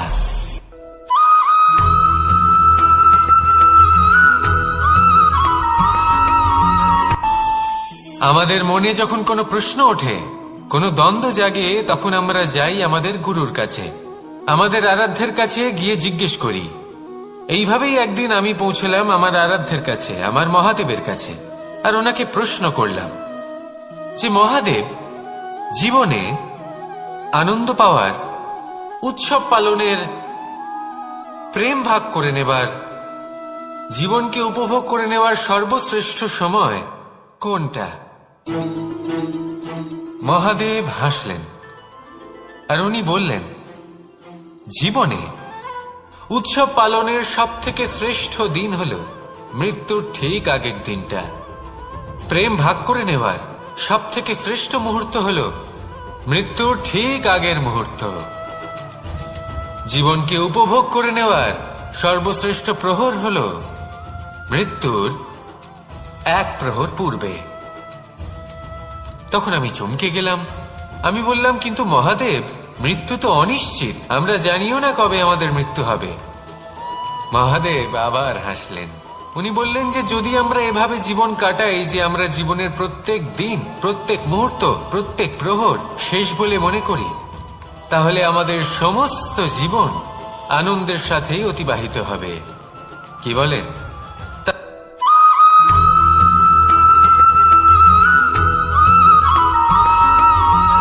এই সংসারের সব থেকে গুরুত্বপূর্ণ তত্ত্ব কোনটা? প্রথম হলো সময়। জন্ম থেকে মৃত্যু পর্যন্ত এই যে সময়, এটাই তো হলো জীবন। দ্বিতীয় হলো জীবন, যাতে আমরা সময়ের সদ্ব্যবহার করি, শ্রেষ্ঠ থেকে শ্রেষ্ঠতর কাজ করার চেষ্টা করি। বহু বছরের এই পরম্পরা, এই সংস্কৃতিকে এগিয়ে নিয়ে যাওয়ার চেষ্টা করি। এই সংসারে আমরা অংশগ্রহণ করতে চেষ্টা করি। তৃতীয় হলো ধন, সেই ধন যা প্রত্যেক ব্যক্তি অর্জন করতে চেষ্টা করেন। এবার এই তিনটি তত্ত্বের মধ্যে একটা সামঞ্জস্য আছে, সমান ব্যাপার আছে। সে ধনই হোক বা সময় হোক বা হোক জীবন। আর সেই সমান ব্যাপার হলো যে যদি আপনি এটা গণনা করতে থাকেন, তাহলে তা কমতে থাকে। যদি আপনি এটা ব্যবহার করেন, তাহলে তা বাড়তে থাকে। একে সংগঠিত করে রাখতে চেষ্টা করলে এ হাত থেকে ফসকে যায়। কিন্তু যদি আপনি একে সামলে রাখতে শিখে যান, তাহলে এমন কাজ করবেন যাতে সংসারের সাথে সাথে পরবর্তী প্রজন্ম লাভবান হবে। যদি কিছু শিখতে চান, তাহলে সামলাতে শিখুন, গণনা করা বা সংগঠিত করা নয়। আসুন আর আমার সাথে ভালোবেসে বলুন, রাধা রাধা।